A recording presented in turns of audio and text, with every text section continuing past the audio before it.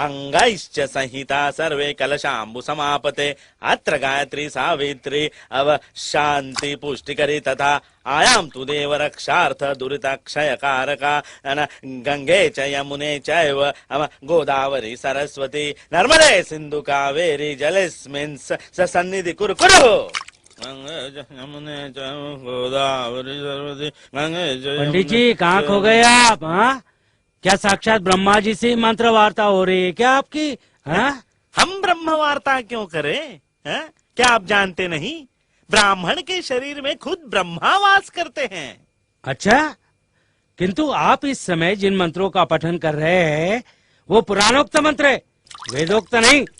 और आप इस समय स्नान करके भी नहीं आए। क्या बात है भागवत जी?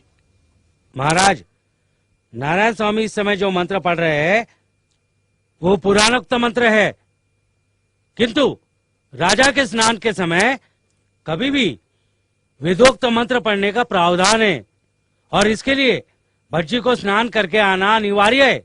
और इस समय भटजी स्वयं ही स्नान करके नहीं आए।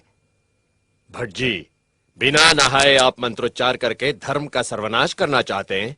महाराज, मैं जो कुछ भी कर रहा हूँ वेद मनुस्मृति के नियमों से ही कर रहा हूँ। इसका अर्थ बिना नहाए मंत्र पठन करने का अधिकार वेद मनुस्मृति ने आपको दिया है? महाराज, कदाचित आप भूल कर रहे हैं। वेदोक्त पद्धति से विधि करते समय स्नान किया जाता है, पुराणोक्त पद्धति से विधि करते समय नहीं। आप भूल रहे हैं भटजी, भागवत जी का कथन एकदम उचित है।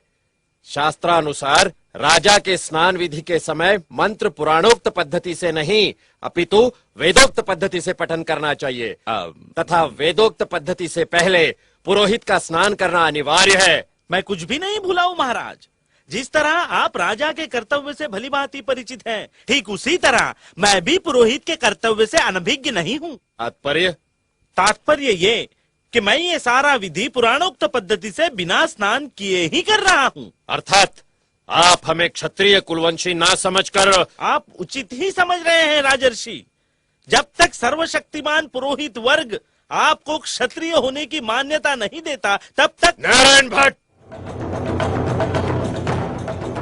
धर्मानुसार ब्राह्मण श्रेष्ठ है महाराज, और मैं अपने ब्राह्मण धर्म का यथावत पालन कर रहा हूँ।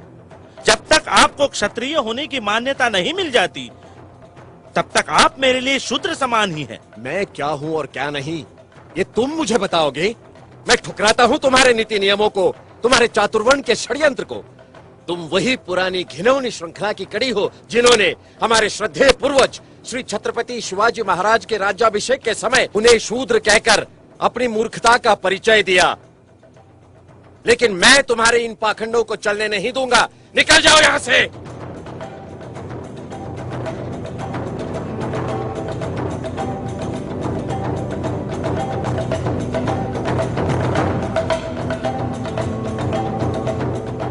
जहां राजा के साथ इस तरह का व्यवहार होता है तो सामान्य जनों का क्या?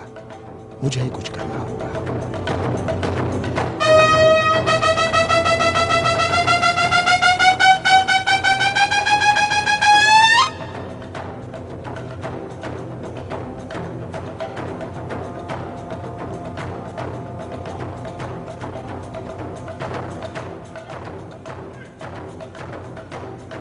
वर्णवाद ने हमें ही अपमानित किया है।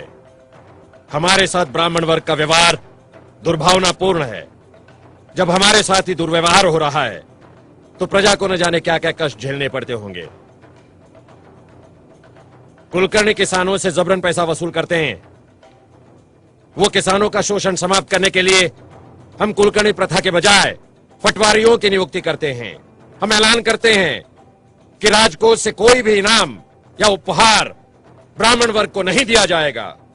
हमारे राज्य में सरकारी दफ्तरों में पिछड़ी जाति तथा निर्बल वर्ग को 50% आरक्षण लागू किया जाएगा तथा प्रत्येक देहात में प्राइमरी स्कूल खोला जाएगा।